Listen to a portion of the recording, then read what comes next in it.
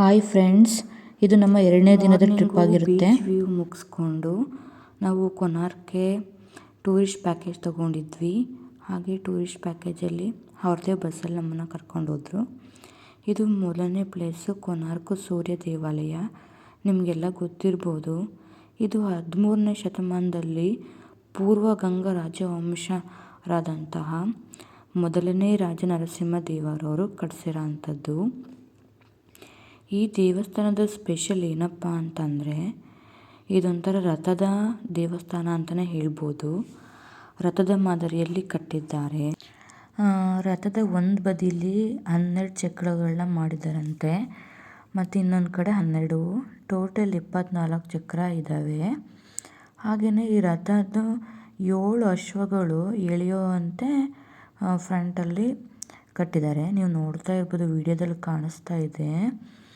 ಕೆತ್ತನೆ ಅಂತೂ ತುಂಬ ಡಿಫ್ರೆಂಟಾಗಿದೆ.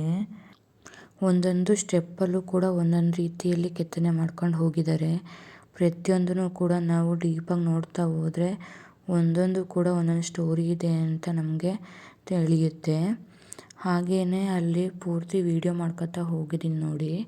ಪೂರ್ತಿ ಗೋಪುರ ತನಕನೂ ವಿವಿಧವಾಗಿ ಕೆತ್ತನೆ ಮಾಡಿದ್ದಾರೆ. ನಮಗೆ ಹೊಸ್ದಾಗಿ ಕಾಣಿಸ್ತಾ ಇದೆ. ಇದು ತುಂಬ ಡಿಫ್ರೆಂಟಾಗಿದೆ ಕೆತ್ತನೆ ಎಲ್ಲ. ಹಾಗೆ ನೋಡ್ತಾ ಬನ್ನಿ. ಹಾಗೆಯೇ ನೋಡ್ತಾ ಹೋಗಿ ನಾನು ಎಲ್ಲದನ್ನು ನಿಮಗೆ ಎಕ್ಸ್ಪ್ಲೇನ್ ಮಾಡ್ತಾ ಹೋಗ್ತೀನಿ. ಇಲ್ಲಿ ನಿಮಗೆ ಚಕ್ರ ಕಾಣಿಸ್ತಾ ಇದೆ ಅಲ್ವಾ? ಈ ಚಕ್ರದ ವಿಶೇಷತೆ ಏನಪ್ಪ ಅಂತಂದರೆ, 24 ಚಕ್ರಗಳು 24 ಗಂಟೆಗಳನ್ನು ತೋರಿಸ್ತಾ ಇದ್ವಂತೆ. ಅಂದರೆ ದಿನದ 24 ಗಂಟೆಗಳನ್ನು ಪ್ರತಿಬಿಂಬಿಸ್ತಾ ಇದ್ವಂತೆ. ಆ ಚಕ್ರದ ಮೇಲೆ ಬೀಳುವಂಥ ಸೂರ್ಯನ ಬೆಳಕಿನಿಂದ ಅವರು ಸಮಯನ ಕಂಡುಕೊಳ್ತಾ ಇದ್ರಂತೆ. ಇವಾಗ ಇಷ್ಟು ಟೈಮ್ ಆಗಿದೆ ಅಂತೇಳ್ಬಿಟ್ಟು ಆ ಸೂರ್ಯನ ಕಿರಣಗಳು ಆ ಚಕ್ರದ ಮೇಲೆ ಬೀಳೋದ್ರಿಂದ ಅದರ ಮುಖಾಂತರ ಇವರು ಐಡೆಂಟಿಫೈ ಮಾಡ್ತಾಯಿದ್ರು ಇವಾಗ ಇಷ್ಟು ಟೈಮ್ ಆಗಿದೆ ಅಂತ. ನಾನು ಆವಾಗಲೇ ಹೇಳ್ದಂಗೆ ಪ್ರತಿಯೊಂದು ಕೆತ್ತನೆಯೂ ಕೂಡ ಡಿಫ್ರೆಂಟ್ ಆಗಿದೆ.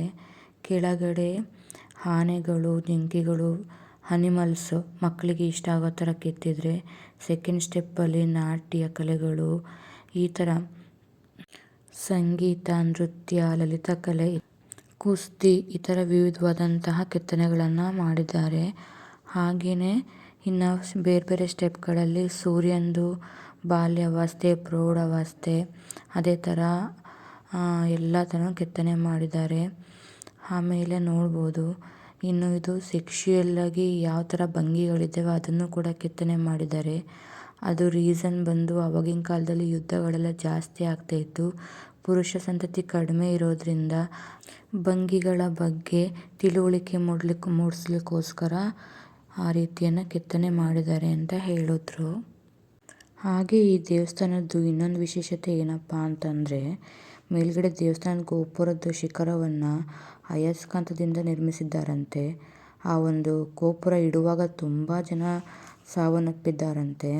ಹಾಗಾಗಿ ಅಲ್ಲಿ ಗರ್ಭಗುಡಿ ವಿಗ್ರಹ ನೆಲದಿಂದ 3 ಅಡಿ ಮೇಲ್ಗಡೆ ಗಾಳಿಯಲ್ಲಿ ಕೆಳಗಡೆ ಬೇಸ್ಮೆಂಟ್ ಇಲ್ಲದೇ ನಿಲ್ತಾ ಇತ್ತಂತೆ ಮ್ಯಾಗ್ನೆಟಿಕ್ ಪವರಿಂದ. ಹಾಗೆಯೇ ಬೆಳಗಿನ ಜಾವ ಸೂರ್ಯನ ಕಿರಣಗಳು ಡೈರೆಕ್ಟಾಗಿ ಆ ಸೂರ್ಯನ ಗರ್ಭಗುಡಿಲಿರ್ತಕ್ಕಂಥ ಸೂರ್ಯ ದೇವ್ರ ಮೇಲೆ ಬೀಳ್ತಾ ಇತ್ತು ಅಂತೆ. ಇದಿಷ್ಟು ಆ ದೇವಸ್ಥಾನದ ಇತಿಹಾಸ. ಹಾಗೆಯೇ ಅಲ್ಲಿ ನಾವೊಂದಷ್ಟು ಫೋಟೋ. ಕೋನಾರ್ಕಿಂದ ಮತ್ತೆ ಭುವನೇಶ್ವರ ಬರಬೇಕಿತ್ತು. ಭುವನೇಶ್ವರ ಬರೋ ಹೊತ್ತಿಗೆ ಆಗಲೇ ಮತ್ತೆ ಮಧ್ಯಾಹ್ನ ಆಗಿತ್ತು. ನಾವು ಊಟ ಮುಗಿಸ್ಕೊಂಡು ಮತ್ತೆ ಈ ಕಡೆ ಗುಹೆ ನೋಡಲಿಕ್ಕೆ ಅಂತ ಬಂದ್ವಿ. ಉದಯಗಿರಿ ಮತ್ತು ಖಂಡಗಿರಿ ಅಂತೇಳ್ಬಿಟ್ಟು ಜೈನದವ್ರದ್ದು 2 ದೊಡ್ಡ ಕೇವ್ಸು. ನೀವಿವಾಗ ನೋಡ್ತಾ ಇರೋದು ಉದಯಗಿರಿ ಅಂತ. ಇದು ಹೆಚ್ಚು ಕಡಿಮೆ 15 ಕಲ್ಲಿನ ಕೇವ್ಸ್ ಅಂದರೆ ಕಲ್ಲಿನ ಗುಹೆಯನ್ನು ಒಳಗೊಂಡಿದೆಯಂತೆ. ಬಟ್ ನಮಗೆ ನೋಡಲಿಕ್ಕೆ ಒಂದು 5-6 ಸಿಕ್ಕಿದ್ವು ಅಷ್ಟೇ ಗುಹೆಗಳು. ಇಲ್ಲಿ ಜೈನ ಧರ್ಮದ ದಿಗಂಬರರು ಇಲ್ಲಿ ವಾಸವಾಗಿದ್ದರಂತೆ. ಹಾಗೆಯೇ ಇಲ್ಲಿ ಬಂದು ತಪಸ್ಸಿಗೆಲ್ಲ ಕೂರ್ತಾ ಇದ್ರಂತೆ. ಇದು ಅವರ ವಸತಿ ಸ್ಥಳ ಆಗಿತ್ತು ಅಂತ ಹೇಳ್ತಾ ಇರ್ತಾರೆ ತಪಸ್ವಿಗಳದ್ದು. ಹಾಗೆಯೇ ನಾವು ಪೂರ್ತಿ ಒಂದು ರೌಂಡ್ ಸುತ್ತಿದ್ವಿ. ಪಾಪು ಕೂಡ ಅವ್ರ ಅಪ್ಪನ ಜೊತೆ ಪೂರ್ತಿ ಗುಹೆನ ಹತ್ತಿದ ಮೇಲ್ಗಡೆ ಎಲ್ಲ. ಆದರೆ ಪೂರ್ತಿ ಹಾಳಾಗಿಬಿಟ್ಟಿದೆ ಗುಹೆ. ನೋಡ್ತಾ ಇರ್ಬೋದು ನೀವೆಲ್ಲ. ಪೂರ್ತಿ ಮೇಲ್ಗಡೆ ಬಂದು ನಿಂತಿದ್ರೆ ವ್ಯೂ ಪಾಯಿಂಟ್ ಕಾಣಿಸ್ತಾ ಇದೆ ನಮಗೆ. ಆಪೋಸಿಟ್ಟಲ್ಲಿ ಜೈನ ಧರ್ಮದೊಂದು ಟೆಂಪಲ್ ಕಾಣಿಸ್ತಾ ಇದೆ. ಹಾಗೆಯೇ ಫುಲ್ ವ್ಯೂನ ನಾವು ಎಂಜಾಯ್ ಮಾಡಿಕೊಂಡು ನಮ್ಮ ಪಾಪುನೂ ಕೂಡ ತುಂಬ ಎಂಜಾಯ್ ಮಾಡ್ದ. ಅಲ್ಲೆಲ್ಲ ಜಂಪ್ ಮಾಡ್ತಾ ಇದ್ದ. ನಮಗೆ ಭಯ ಆಗ್ತಿತ್ತು ಎಲ್ಲಿ ಬೀಳ್ತಾನೆ ಇವನು ಅಂತ ಹೇಳಿ. ಆಮೇಲೆ ನಾವು ಅಲ್ಲಿ ನೋಡ್ತಾ ಇರ್ಬೋದು ಮಂಗಗಳು. ಮಂಕಿ ನಮ್ಮ ಪಾಪು ಫೇವ್ರೇಟು. ಅವನಿಗೆ ಮಂಕಿ ಕಂಡ್ರೆ ತುಂಬ ಭಯ. ಸೊ ಅದ್ರ ಜೊತೆಗೂ ಸ್ವಲ್ಪ ಹೊತ್ತು ಟೈಮ್ ಸ್ಪೆಂಡ್ ಮಾಡಿದ ಮಂಕಿ ನೋಡ್ಕೊತ. ಹಾಗೆ ನಿಧಾನಕ್ಕೆ ನಾವು ಕೆಳಗಡೆ ಇಳಿದ್ವಿ. ಅದಾದ ನಂತರ ನಮಗೆ ಇವಾಗ ಮತ್ತೆ ಖಂಡಗಿರಿಗೆ ಹತ್ತುತ್ತಾ ಇದ್ದೀವಿ. ಇಲ್ಲಿ 15 ಗುಹೆಗಳಿದ್ವಂತೆ. ಬಟ್ ನಮಗೆ ನೋಡ್ಲಿಕ್ಕೆ ಅವಕಾಶ ಸಿಗಲಿಲ್ಲ. ನಾವು ತುಂಬ ಮೇಲೆ ಹೋಗ್ಲಿಕ್ಕಾಗಿಲ್ಲ. ಯಾಕಂದರೆ ನಮ್ಮ ಪಾಪು ಬಿಡ್ತಾ ಇರಲಿಲ್ಲ. ಪಾಪ ನಮ್ಮ ಮನೆಯವರೇ ಅವನ್ನ ಹೆಗ್ಲ ಮೇಲೆ ಕೂರಿಸ್ಕೊಂಡು ಈ ಕಡೆ ಎಲ್ಲ ಹೋಗಿ ಬಂದ್ವಿ. ಅದಾದಮೇಲೆ ನಾವು ಇಲ್ಲಿಂದನೇ ಜೈನ ಟೆಂಪಲ್ ಓಪನ್ ಇರಲಿಲ್ಲ. ನಾವು ಅಲ್ಲೇ ಖಂಡಗಿರಿಲೇ ನೋಡಿಕೊಂಡು ಸ್ವಲ್ಪ ಮೇಲ್ಗಡೆ ಹೋಗಿ ದೇವಸ್ಥಾನ ದರ್ಶನ ಮಾಡಿದ್ವಿ. ಆ ದೇವಸ್ಥಾನವನ್ನು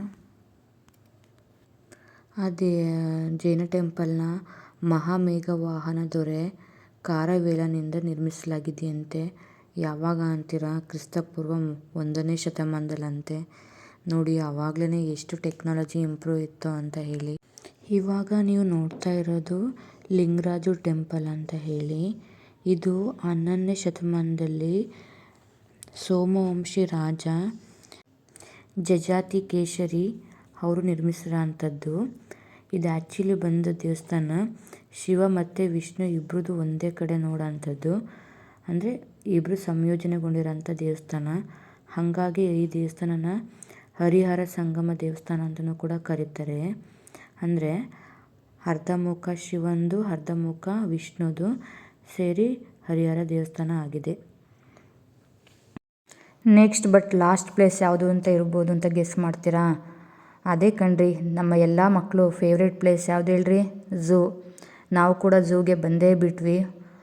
ಫುಲ್ಲು ರಶ್ ಇತ್ತು ಕಣ್ರಿ. ಮೊದಲಿಗೆ ನಾವು ಒಳಗಡೆ ಚಿಂಪಾಂಜಿ ಇದೆ ಅಂತ ಬೋರ್ಡ್ ಹಾಕಿದ್ದಾರೆ.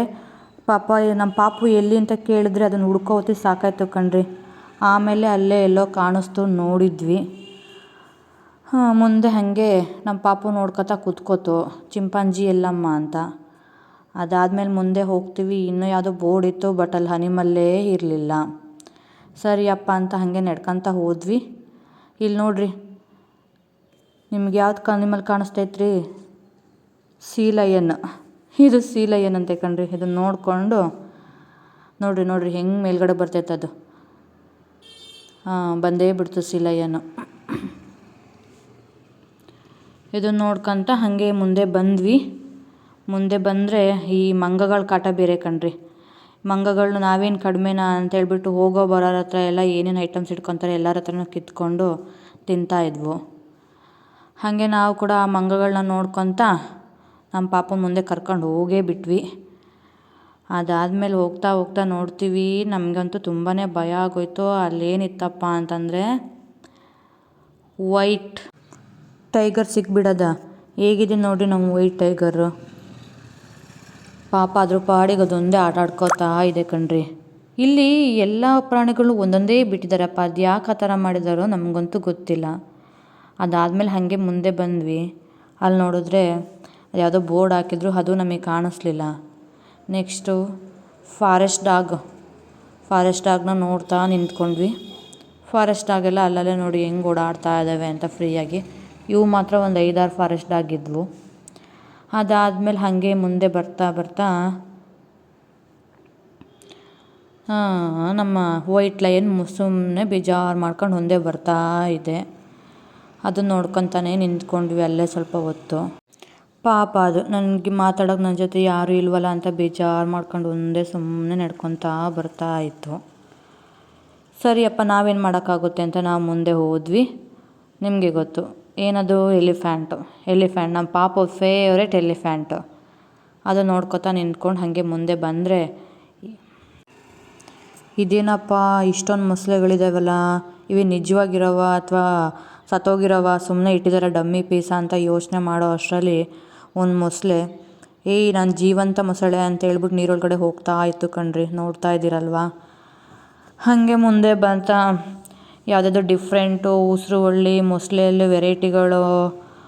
ಅದಾದಮೇಲೆ ಇಲ್ಲಿ ನೀವು ನೋಡ್ಬೋದು ಆಮೆ, ಕ್ರೊಕೊಡೈಲು. ಹಾಗೆ ಮುಂದೆ ಎಲ್ಲ ಬರ್ತಾ ಬರ್ತಾ ನೋಡ್ಕೊತಾ ಬಂದ್ವಿ ಒಂದೊಂದಾಗೇ. ಇಲ್ಲಿ ಹಾಗೆ ಮುಂದೆ ಬಂದರೆ ನಮ್ಮ ಪಕ್ಷಿಗಳು ನಾವೇನು ಕಮ್ಮಿ ಇಲ್ಲ ಅಂತೇಳಿ ನಮ್ಮನ್ನು ವೆಲ್ಕಮ್ ಮಾಡ್ತಾ ಇದ್ವು. ಫಸ್ಟ್ಗೆ ನಮಗೆ ನಮ್ಮ ಫೇವ್ರೇಟ್ ನವಿಲು ಸಿಕ್ತು. ಹಾಗೆಯೇ ಇದೊಂದು ಕಾಡು ಕೋಳಿ ನೋಡಿ ಹೇಗಿದೆ ಅಂತ. ಕಲರ್ ನೋಡಿ ಎಷ್ಟು ಡಿಫ್ರೆಂಟಾಗಿ ಯೂನಿಕ್ ಆಗಿದೆ. ಅದಾದಮೇಲೆ ಈಮೋ ಅಂತ ಹೇಳ್ಬಿಟ್ಟು ಇದು ಆಸ್ಟ್ರೇಲಿಯಾದ ಟಾಲೆಸ್ಟ್ ಬರ್ಡ್ ಅಂತೆ. ಆಸ್ಟ್ರೇಲಿಯಾದ ನೇಟಿವ್ ಟಾಲೆಸ್ಟ್ ಬರ್ಡ್ ಅಂತೆ. ಸೊ ಇದಕ್ಕೆ ಹಾರಲಿಕ್ಕಾಗಲ್ಲ ಅಂತೆ. ನೋಡಿ ಎಷ್ಟು ಟಾಲಿದೆ. ಅದನ್ನು ಹಂಗೆ ನೋಡ್ತಾ ಇದ್ವಿ, ಇದೇನಪ್ಪ ಇಷ್ಟು ಡಿಫ್ರೆಂಟಾಗಿದೆಯಲ್ಲ ಅಂತ. ಇದು ಯಾವ ಊರ ಕಡೆ ಪಕ್ಷಿನಪ್ಪ ಅಂತ. ಅಷ್ಟೊಂದು ನೋಡೋ ಹೊತ್ತಿಗೆ ಕೇಸುವಾರಿ ಅಂತ ಹೇಳ್ಬಿಟ್ಟು ಇದು ಕೂಡ ಬರ್ಡು. ಇದು ಹಾರಕ್ಕಾಗಲ್ಲ ಅಂತೆ ಇದಕ್ಕೂ. ಇದು ಹೆಂಗಿದೆ ನೋಡಿ, ಇದು ತುಂಬಾ ಡಿಫ್ರೆಂಟಾಗಿದೆ. ತುಂಬ ನಗು ಬರ್ತಿತ್ತು ನಂಗೆ ನೋಡುವಾಗ. ಚೆನ್ನಾಗಿದೆ ಅಲ್ವಾ. ಸ್ಯಾರಸ್ ಕ್ರೇನ್ ಅಂತೆ ಇದು. ಇದ್ರ ಮೂತಿ ನೋಡ್ರಿ ಹೇಗಿದೆ ಅಂತ ಹೇಳ್ಬಿಟ್ಟು. ಅದಾದಮೇಲೆ ಮುಂದೆ ಬಂದರೆ ಅಲ್ಲೊಂದಷ್ಟು ಮತ್ತೆ ಚಿಮೇಲಿಯನ್ನು ನೋಡಿದ್ವಿ, ಉಸಿರು ಬಳ್ಳಿನ. ಮುಂದೆ ನೋಡ್ಕೊತಾ ಬಂದ್ವಿ. ಅದಾದಮೇಲೆ ನಾವೇನು ಕಡಿಮೆನಾ, ನಾವು ಭಯ ಪಡ್ಸೋಕ್ಕೆ ಇರೋದು ನಿಮ್ಮನ್ನು ಅಂತ ಅಂದ್ಕೊಂಡು ಮುಂದೆ ಬಂದರೆ ಇಲ್ಲಿ ಪೈಥಾನ್ ಇತ್ತು ಕಣ್ರಿ. ನಾವು ಅಂದ್ಕೊಂಡ್ವಿ ನಮ್ಮನ್ನು ಎದುರಿಸುತ್ತೆ ಅಂತ. ಅದು ನೋಡಿದ್ರೆ ಅದು ಹೋಗಿ ಮೂಲೆಯಲ್ಲಿ ಕೂತ್ಕೊಂಡಿತ್ತು. ಇಲ್ಲಿ ನೋಡ್ರಿ, ಇದು ಆನಕೊಂಡ ಏನು ಮಾಡ್ತಿದ್ದಾರೆ ಅಂದರೆ ಬೇರೆ ಕಡೆ ಶಿಫ್ಟ್ ಮಾಡ್ತಾ ಇದ್ದಾರೆ. ಏನಕ್ಕೆ ಅಂತ ನಮಗೆ ಹೆಂಗ್ರಿ ಗೊತ್ತಾಗುತ್ತೆ. ಅವ್ರು ಒಟ್ಟು ಶಿಫ್ಟ್ ಮಾಡ್ತಾಯಿದ್ರು. ಹಾಗೆಯೇ ಇದು ನೋಡ್ರಿ, ಇದು ನಿಮ್ಮನ್ನು ಕಚ್ಚಿಬಿಡ್ತೀನಿ ಅಂತೇಳ್ಬಿಟ್ಟು ನಾಲ್ಗಡೆ ಹೊರಗಡೆ ಹಾಕ್ಕೊಂತ ಹೆಂಗೆ ಮಾಡ್ತಾಯಿದೆ. ಒಟ್ಟಿನಲ್ಲಿ ಇಷ್ಟೆಲ್ಲ ನೋಡ್ಕೊತ ಮುಂದೆ ಹಾಗೆ ಬರ್ತಾ ಇದ್ವಿ. ಅದಾದಮೇಲೆ ಇದೇನೋ ಫಾರೆಸ್ಟ್ ಕ್ಯಾಟ್ ಅಂತೆ. ನಮ್ಮೂರ ಕ್ಯಾಟ್ ನೋಡಿದ್ದೆ ನಾನು. ಈಗ ನೋಡಿ ಇಲ್ಲಿ ನಮ್ಮ ಜಿಂಕೆಗಳು, ಸಾರಂಗಗಳು. ಇದಾಗಿತ್ತು ನಮ್ಮ 2 days ಪೂರಿ ಕೊನಾರ್ಕು ಭುವನೇಶ್ವರ್ ಟ್ರಿಪ್ಪು. ಹೇಗಿತ್ತು ಅಂತ ನೀವೇ ಹೇಳಿ. ಎಲ್ಲರೂ ಪ್ಲೀಸ್ ಲೈಕ್ ಮಾಡಿ, ಶೇರ್ ಮಾಡಿ. ಹಾಗೆ ನನ್ನ ಯೂಟ್ಯೂಬ್ ಚಾನಲ್ಗೆ ಸಬ್ಸ್ಕ್ರೈಬ್ ಮಾಡ್ಕೊಳ್ಳಿ. ಇನ್ನೂ ಹೆಚ್ಚಿನ ಡೀಟೇಲ್ಸ್ ಬೇಕು ಅಂತಂದರೆ ನನಗೆ ಕಮೆಂಟ್ ಮಾಡಿ. Thank you so much everyone.